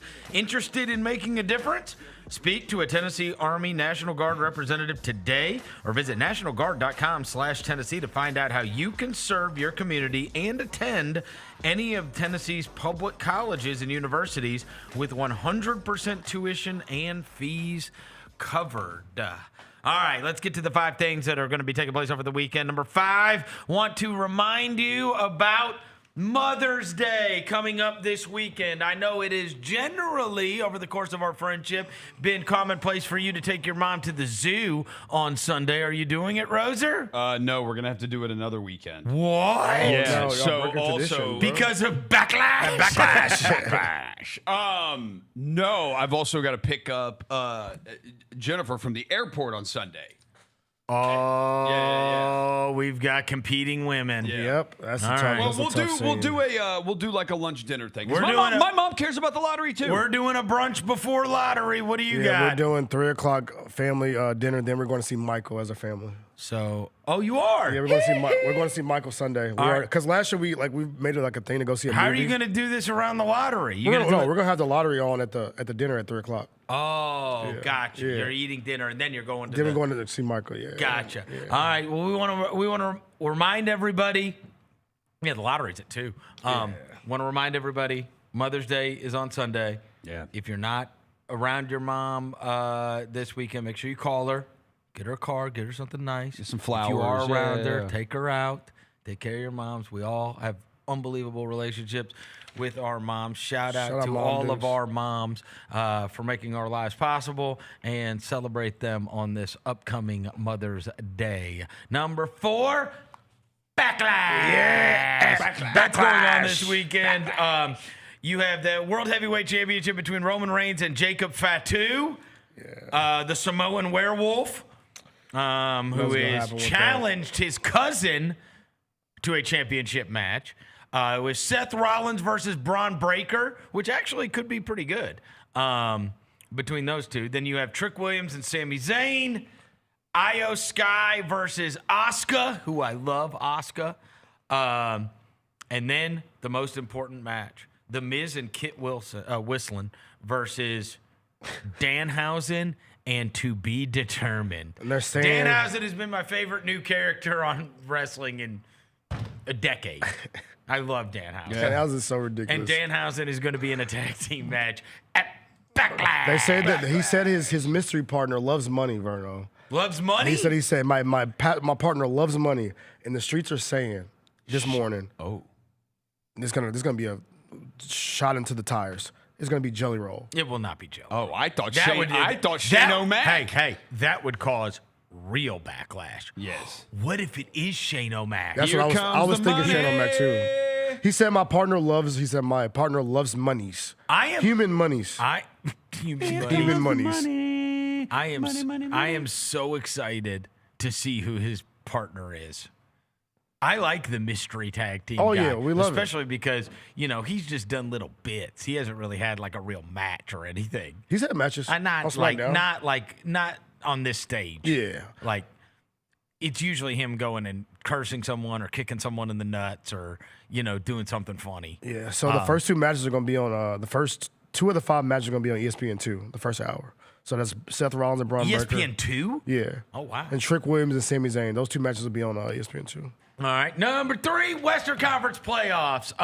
Devin has told us before, and this is very, very true when you watch it come through on your television screen, that Minnesota is an absolute hornet's nest to play in when it comes to playoff basketball. And they are going to need it. And I do think that's what makes that game so much fun tonight, is because not only is it 1-1, not only did San Antonio wipe the floor with Minnesota in the last game, they're going to be walking into a hornet's nest, and we'll see. Minnesota will not lose for lack of home court advantage, because you are walking into an environment that has been tough for even the Denvers of the world, right? And so now you've got a bunch of guys. No disrespect to Portland, they ain't seen nothing like what they're going to see tonight, right? And deal with anything like you hear what that they've Prince dealt with guitar tonight, riff, right? You hear that Prince guitar riff go off, and it's up after that, bro. Yeah, and hopefully Edwards can be a better representation of himself. They need him desperately. Same with Io, right, as this goes on. But I am just excited to see because they will have to overcome environment. Like Minnesota is a great home court advantage when it comes to the playoffs. And you're about to see a team that's filled with, that's got 3 at least contributors, major contributors, probably 4 if you want to include Champagny, that have never been in a spot like this, right? Castle and Wemby and Dylan Harper and Champagny. And those shots are harder to hit, and the crowd is on top of you. And this is actually really, really good. Like, this is going to be a wild environment. And also, you start to get, you get down 10. Jacoby was saying this to me last night. That's the thing. That's the trial. Is like you get down 10, and then it starts flashing in your young brain. Oh, my God, now we could go down 2-1, and you know what I mean? That controller starts shaking. And we got to play another game here. And, you start to get some self-doubt where, like, older veteran-laden teams are like, no, let's do this. We could still come back, whatever. Young teams, it's harder. And so we'll see how they handle it, right? Yeah. This is a major, major test, and I think the first huge test for San Antonio, and so we'll see how they do with that. I'm not very hopeful. I mean, you suspect that just because of all the bitching that, Austin Reeves, J.J. Redick, and the rest did, that the Lakers will probably get every call in Game 3. The Karen Committee did it, bro. The Karen Committee did it. And if they're going to win a game, it would be that one. Yes. Yeah. But I'm not very hopeful of that being competitive. No. They just don't have enough. They don't have enough depth. I mean, they don't have anybody else they can play. He's trying to run Kennard and Jackson Hayes out there for some. And your boy LaRavia, I mean. It's been a tough one for Jay. He sometimes. He can't put him out there. He can't put him out there for 2 minutes without them getting bombed out. Yeah. Kids see ghosts. Look.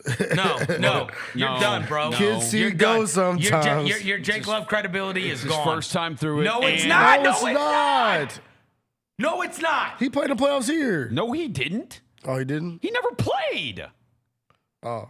The Thunder series, he was off the team. They traded him at the deadline, and they crapped out. Oh, he was a king. Oh, huh? yeah, you're right. You're right. Yeah, he never king. played. And besides, you guys don't give him any grace at all. He's literally on the bench last night with a resistance band around his foot, stretching out his foot and shin. Awful. Clearly injured, giving it all he has for his team. Awful. And you guys show no grace to playmaker Jay. Just because he responded to it. Just because he responded to it. Just white. That was just tough. white. Somebody Can't shoot. call them just white. Can't shoot, can't defend, can't jump, No can't just IQ. white. No IQ. Just white. Just a white He'll dude be out all right. there. First time through it. No. He's a role player. It's what he is. He's just not playing his role well right now. It's all right. Yeah. Send him a DM. Send him a DM, Rose, and cheer him up. No. But, yeah, it's Jake LaRavia's fault the Lakers are down 0-2 to the Thunder. They just need another player they can trust. Right. Bro, who's number one, bro, that was on the court yesterday? Who cares? I was like, who is this number one dude? Adu Thiero. That's who it was? I don't know. Yeah. He might wear number one. All right. Number 2, Eastern Conference playoffs. So, look, for anybody interested in my thoughts deeply on the games that took place last night, the show started out and James Harden's name came up immediately, and I was like, no, we're not going to do this. Because I did resent that last night after the Pistons won again. The Pistons won again. All anybody's talking about is how sorry James Harden is and what a playoff choker he is, as if that hasn't been commonplace for 20 years. And also Evan Mobley having 1 rebound, though he's 6'11" and makes $50 million and all that crap. This is about Cade, bro. This is about Cade, and it's about that Pistons team. And Cade Cunningham, for the 15th straight time in his first 15 playoff games ever, had 20 or more points. There's only 3 other guys that have ever done that. Kareem Abdul-Jabbar, LeBron James, and Anthony Davis. They're the only ones that the first 15 playoff games they played in, they had 20 more points. Cunningham's doing it. He had 12 in the fourth quarter when it mattered most, and they strangled out that Cleveland team who, I mean, I guess there's some people out there that are surprised by this, but they were better than them all year long for a reason. And that Cleveland team is soft as baby crap, as they say. Good Charmin. Cade is first in points. He is first in assists and is a bona fide superstar. Hey, I will say, I know you're giving Cade a lot of credit, but give Tobias Harris some credit too, because he dropped 20 points for the 7th straight postseason game. tied for the longest streak in his career. He didn't drop 20 points in back-to-back games all season. And he is the guy that, when people are like, well, Cade doesn't have anybody else. He's doing it. It's 7 straight games. It's also Big like, J. Cole, extra large J. Cole. It's a doing tough look for the 76ers because Tobias Harris looks better now that he's not there, and Jared McCain also with Oklahoma City looks way better not with Philly. Also, shout out to Duncan Robinson for staying on the court for 37 minutes and knocking down all manner of threes. That's for the culture. Get your boy Jimmy Neutron out there. And Dennis Jenkins, who was, he is. I mean, just absolutely awesome off the bench for them last night. 14 points, 6 rebounds, 4 assists, and just like flying around everywhere. Super energy. I won't be surprised if Cleveland is. I think I'd be surprised if Cleveland won both of the games. But they'll get one. They'll probably get one. They'll They should probably get get one. They should get one. And then Knicks Philly is super interesting just because in the absence of OG Anunoby, Philly was down 3-1 and everybody buried them the last round. Yeah. So I'm not going to bury them. But I will say, if they're going to get one, you would think it would be 3, right? That game going back home, playing that game tonight. They did miss a lot of open shots in that fourth quarter, and it'll be a tough go if they don't have OG. I mean, he has been he's the thing that holds the whole thing together. He's certainly the thing that takes it over the top in terms of being championship caliber, right? They'll get past Philly, I think, either way. But in terms of being like championship caliber, I do think it depends on Anunoby. But there's no question that as these have all played out, the thing to look forward to the most is Spurs, Minnesota. Everything else pales in comparison. Yeah. Like, it does. Everything else pales in comparison to that. And then number one, the most important thing over the weekend, the lottery. I feel good about it. Now, I may just come back and say, that feeling was gas or something.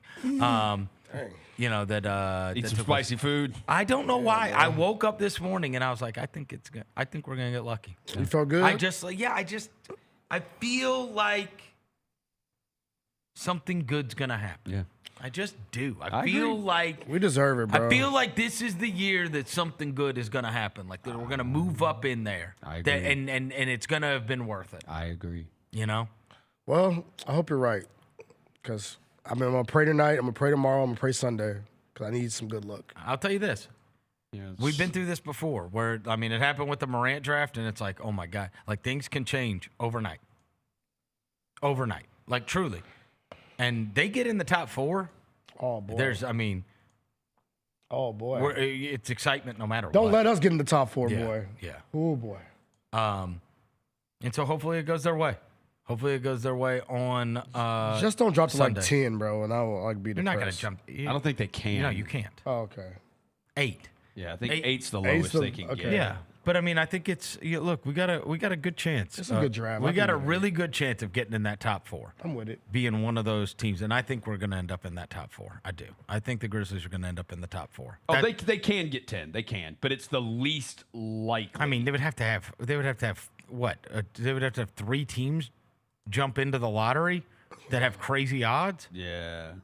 They have 3 teams behind them. All right, so it's the only way you could move down to 10. The way my life set up, I feel like I'm prepared for the worst at this point. Shout out my guy, NBA Communications. They put it up. A shout out my guy, Parrish Sharkey, on this. He said he listed it the most likely to least likely. 7 and 8 are the most likely we end up. Then 4, 3, 2, 1, 6, 9, 10. Yeah. That's from most likely to least likely. Percentage chance. Come on, baby. Come on, baby. Mike Epps. I want some Mike Epps luck this weekend. You ever seen that movie? All About the Benjamins? Oh, one more simulation. Right. Jalen wants to do one more simulation. One last simulation before we go for the weekend. One last simulation before we go for the weekend. Okay. All right. Nobody has jumped up yet. Okay. Yep. All right. So we need the Thunder to fall here. Okay. Yes. We need the Warriors to fall here. All right, boom. Yeah. Right, let's go. Oh, this is playing out okay. Okay, here we go. For us. Here we go. Get booked. Yep. There All we right. go. Damn it. Found your home. Need the Bulls. Hey. Okay. The Hawks. Oh, Lord. The Mavericks. So the Mavericks. And the Bulls both jumped. Yep. Oh, that is terrible. Yeah, see, bro. That is terrible. See, bro, I don't like this. Grizzlies bro. got the 8th. Yeah, pick. cut it off. All right, Jaylon. That is turn a that Nate crap off. Ament pick right Yeah, there. horrible job by Jaylon. Yeah. Horrible job. I will do Tankathon one time before we get out of here because I've got to make up for stupid Jaylon's simulator, and it is his fault, even though he's not going to act like it is. I'm going to hit it one time. All right. Dude, it doesn't take that long. 6. Okay. All right, let me hit it. All right, sim lottery. I got number 1. All right, there Look we at go. that. Do it, I got Roser. one.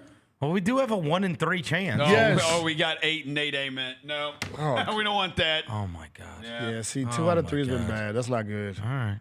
Hey, all about the Benjamins this weekend. Second spin, third 45, pick. 47. Let's do this, Grizzlies. Yeah, let's do it. All right. Thanks to Gary Parrish. Thanks to Devin Walker. Thanks to John Roser across the glass. Thanks to Jaylon back in the studio. Everybody have a wonderful and safe weekend. We will be back on Monday, hopefully with a celebration of all celebrations. If we get the number 1 pick, we are popping champagne on the air. That's happening. Feel like I won a championship ring. Oh, yeah, I'll bring it. I'll bring some bubbly. We're doing that. So stay tuned. If we get 8, we're just going to cope. We'll be back on Monday. Until then, we gone.